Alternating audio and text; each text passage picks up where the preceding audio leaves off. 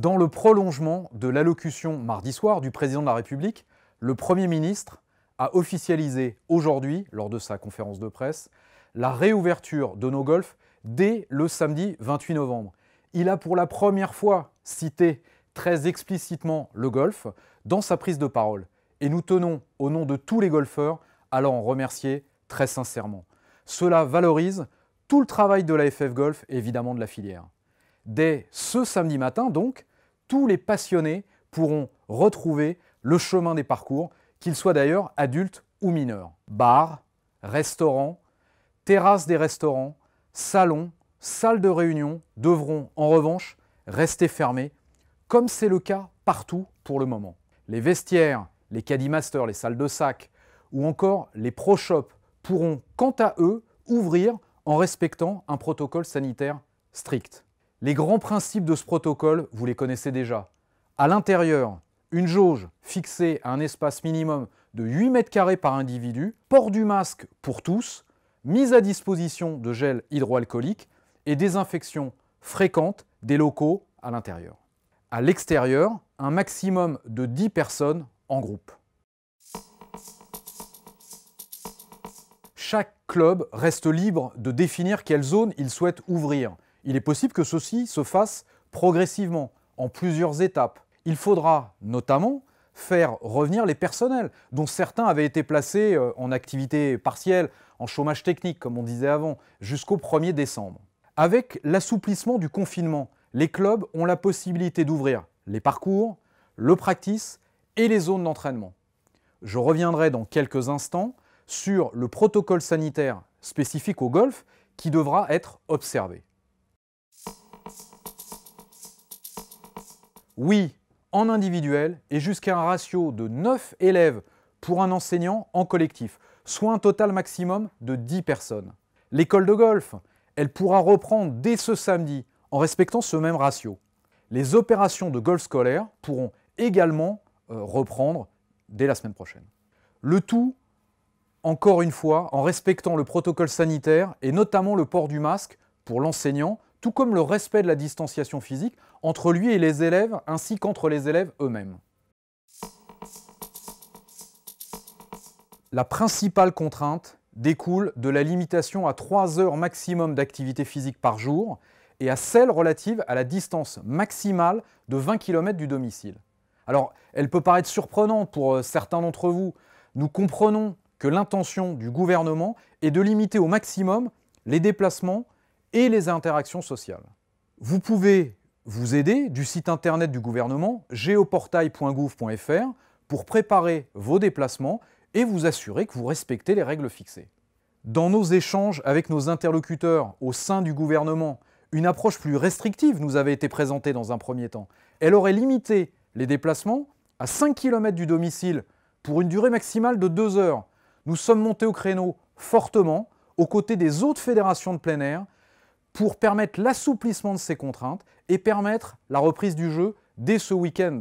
Faute de quoi, il aurait fallu attendre au moins jusqu'au 15 décembre dans le meilleur des cas. Il est important d'indiquer que chaque joueur sera responsable du respect de ces limitations. Il n'appartient pas au club d'effectuer les contrôles ou, pour le dire ainsi, de faire la police. J'insiste, ayons bien à l'esprit que ces modalités particulières ne devraient s'appliquer que du 28 novembre au 15 décembre. Néanmoins, dans un double objectif de permettre à un maximum de joueurs de retrouver leur passion et de mettre sur pied une organisation qui favorise le respect des contraintes, les clubs pourront aménager leur fonctionnement habituel. Par exemple, certains proposeront des réservations pour 9 trous ou 12 trous uniquement. Le tout sera décidé en fonction de la configuration de leur parcours et notamment, c'est une évidence, en fonction des trous qui reviennent vers le clubhouse. Cette démarche pourrait être combinée avec l'ouverture de départs très matinaux pour des joueurs qui habiteraient à proximité du golf et qui voudraient boucler un parcours en moins de 3 heures. Ça peut être une excellente façon, une belle manière de lutter contre le gelant. Dans tous les cas de figure, nous recommandons que l'accès au club se fasse sur réservation afin de contrôler les flux des joueurs et d'éviter des embouteillages sur les aires d'entraînement ou au départ des trous. Sur le parcours lui-même, les clubs pourront remettre en service les dispositifs qui permettent de relever la balle au fond du trou sans avoir à manipuler le drapeau. De même, les râteaux dans les bunkers pourront de nouveau être retirés. Le cas échéant, il appartiendra à chaque joueur de ne pas toucher ni drapeau, ni râteau, ou de procéder à un nettoyage des mains avant et après l'avoir fait. Enfin, et ceci n'a rien à voir avec le protocole sanitaire, l'absence de râteau ne saurait en aucun cas être un appel à l'escalade des buts de bunker. En effet, avec ou sans contrainte sanitaire, l'étiquette continue de s'appliquer.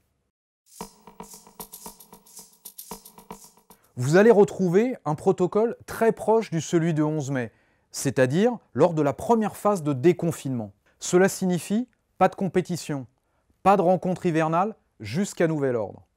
En revanche, la réalisation de cartes individuelles comptant pour l'index avec le système WHS reste possible. Vous trouverez tous les détails sur le site de la Fédération. Vous le voyez, pas de grande différence par rapport au 11 mai.